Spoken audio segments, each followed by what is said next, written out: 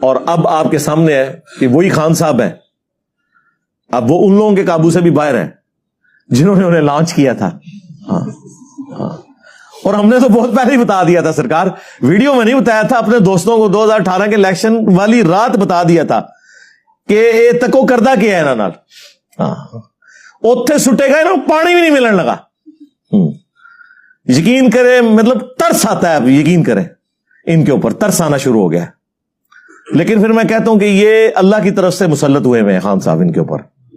ہاں، اور جب اللہ تعالیٰ کسی کو مسلط کرتا ہے نا، پھر وہ آسانی سے جان نہیں چھوڑتی جب تک کہ آپ اپنے سارے گناہوں کی سزا بھگت نہیں لیتے.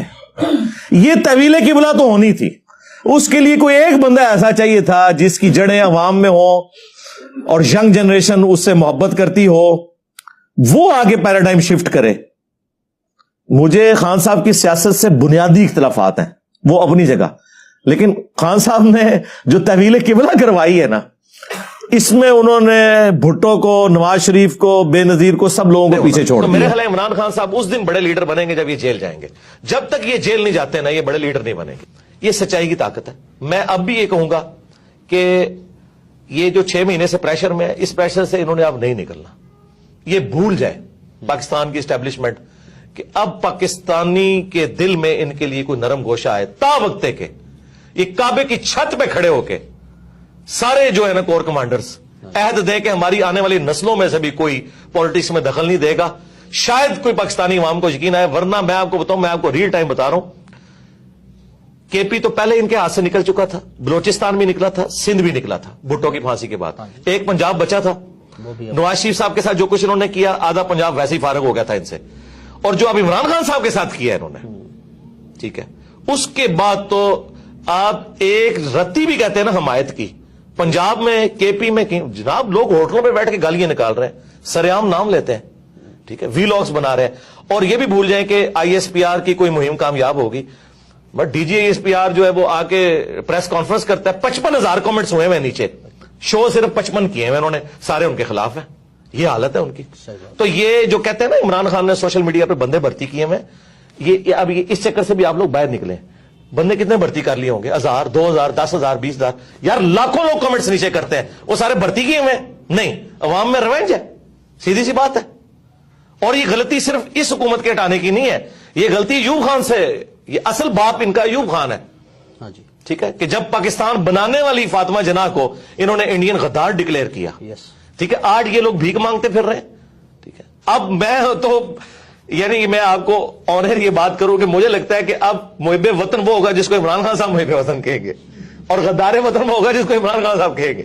چاہے آپ جتنے مرضی ملی ترانے بنا لیں، کیونکہ یہ جو ڈیمیج ہوا ہے نا، اور یہ میں کوئی خوشی سے بات نہیں کر رہا، المی ہے، ایسا نہیں ہونا چاہیے تھا، لیکن یہ اللہ کی سنت ہے کہ اللہ تعالیٰ جو ہے موسیٰ علیہ السلام کی پرورش فرعون کے دربار میں ہی کرتا ہے. ٹھیک ہے، نواز شریف صاحب ان کے اعلی کار تھے، پہلی سٹروک تو ان کو نواز شریف سے پڑ گئی. فضل الرحمان صاحب تھے، فضل الرحمان صاحب سے بھی پڑ گئی. ایک عمران خان صاحب بچے تھے، انہوں نے تو ساری کسریں نکال دی ہیں.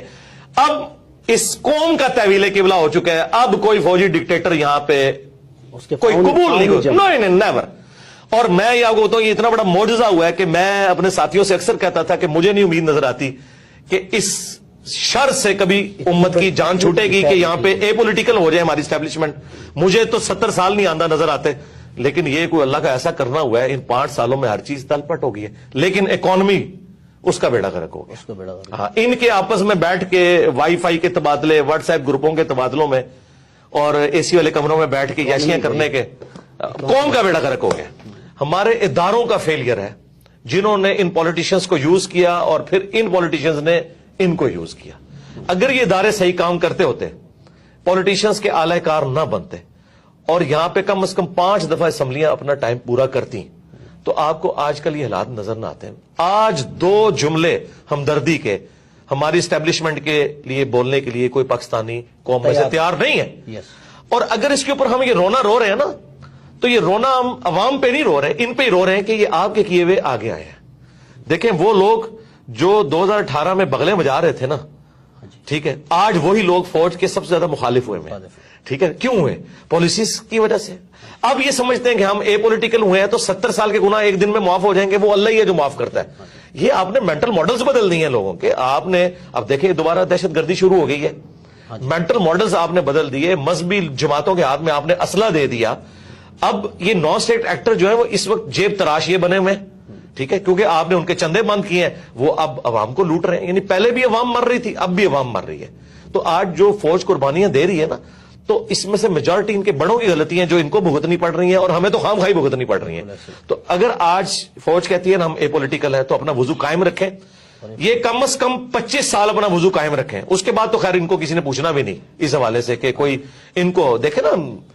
طیب اردگان نے, ہاں جی, اس سے زیادہ اسٹیبلشمنٹ وہاں اسٹرانگ تھی. یہ سیم کہانی تھی پاکستان اور ترکی کی. پاکستان سے آگے تھی جی کہانی.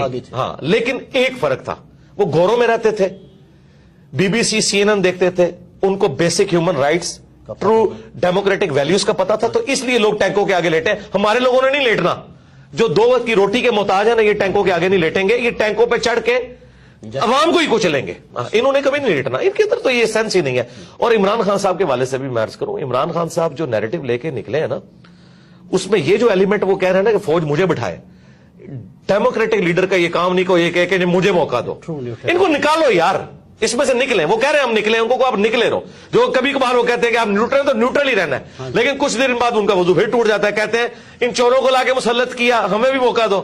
یار پھر یہ اسی طریقے سے جیسے فضل الرحمان صاحب کہتے تھے امریکہ کو کہ ایک چانس ہمیں بھی دے. یہ کام